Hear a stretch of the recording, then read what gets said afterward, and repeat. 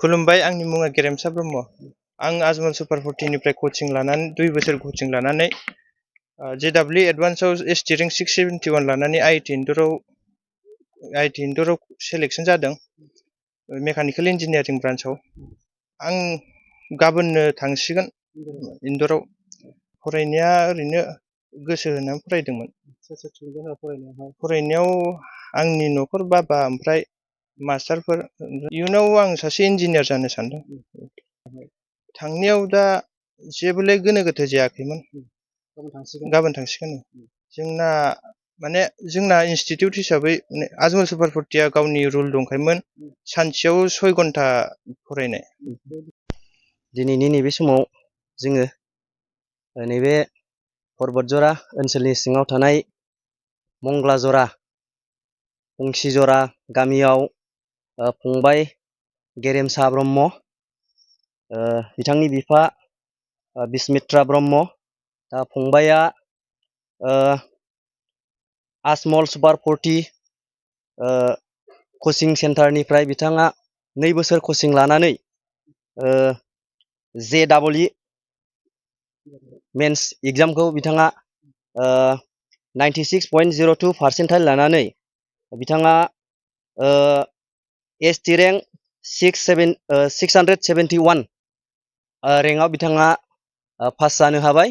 दा बे खौरांखौ मोननानै जों जोबोद गोजोननाय मोनदों।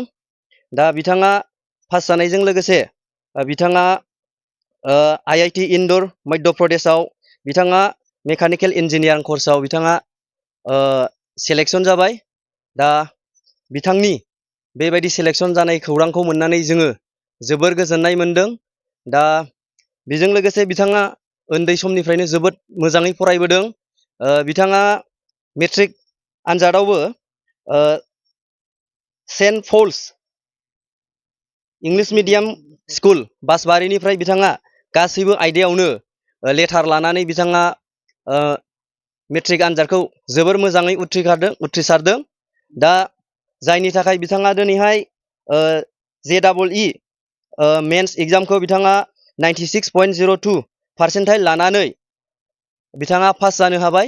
दा बिथांनि बे पास जानायखौ जोङो मंगलाजरा दख'रा दुलाराय बर' फरायसा आफादजों लोगोसे मंगलाजरा दख'रा बर' समाज आफादनि आफादगिरि बिथांजों जों खौसेयै दिनै बिथांखौ बिथांनि न'आवनो फैनानै फंबायखौ जों बरायफैदों।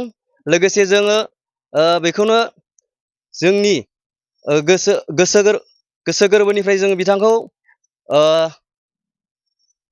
साबायखर बावनो लुबैदों जे बिथाङा जोंनि ओनसोलाव गिबि खेबै JEE एग्जामाव बिथाङा पास जानो हानानै जोंनि ओनसोलखौ आरो गामिखौ गोबांथार जौगाहोनाय लाबोगोन आरो इयुनावबो जोंनि बर' हारिनि मोनसे गोग्गानाय सासे सुबुं जानो हागोन, बेखौनो जोङो मिजिंथिनाय थाबाय।